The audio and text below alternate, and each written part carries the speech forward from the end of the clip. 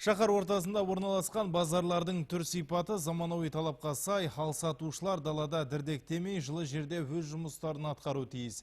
Бұлай деп елбасы міндеттеген болатын. Тапсырма өңірде қарқынды орындалуда. Күні кеше қаладағы Дария базары да күрделі жөндеуден өтіпті. Осы және басқа да сату орындарын аймақ басшысы Ерік Сұлтанов аралап жай-күйімен танысты. Дария базары тура 5 жыл күрделі жөндеу көрмепті. Биыл олар өз қаражаттарынан 11 миллион теңге бөліп, базардың екінші қабаты мен даладағы дүңгіршектерді күрделі жөндеуден өткізді. Біріншіден шатырды ауыстырыпты. Өйткені кейде жауын шашын кезінде су тамшылап жұртшылық әбігерге салыпты. Одан қалса 20-дан астам бейне бақылау камералары қойылған.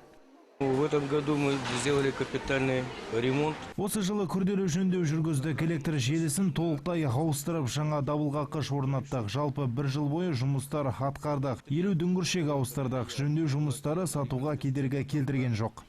Базарда 44 ет сататын орын, 4 бакалея, тәттілер сататын 3, көкөністер саудаланатын 7 және тағы басқа орындар жалға берілген. Жалпы саны 150 адам жұмыспен қамтылған. Айта кеткен жөн, демалыс күндері базарда аудандардың қатысуымен жәрмеңкелер өткізіліп тұрады. Содан соң аймақ басшысы Алатау базарының жағдайымен танысты. Көтерме сауда орталығы жаңғырту жұмыстарын 2016 жылда бастауды көздеп отыр. Қазірде жол картасы дайын тұр. Жұмыс жоспарға сай орындалса, келесі жылдың қазан айында аяқталатын көрінеді. Аймақ басшысы Ерік Сұлтанов 19 шағын аудандағы жабық базардың құрылысымен танысты. На 1500 квадратов будет узкий арендатор, большой крупный, уже проходить будет за ней, возить. Все остальное в нашей листе. Жоба бизнестің жол картасы 2020 аясында жүзеге асырылуда. Оның құны 140 миллион теңге. Базардың аумағы 2200 шаршы метрді құрайды. Жоспарға сай 2016 жылы қолданысқа беріледі деген болжам бар. Бұл жұмыстардың барлығы елбасының тапсырмасы аясында жүзеге асырылуда.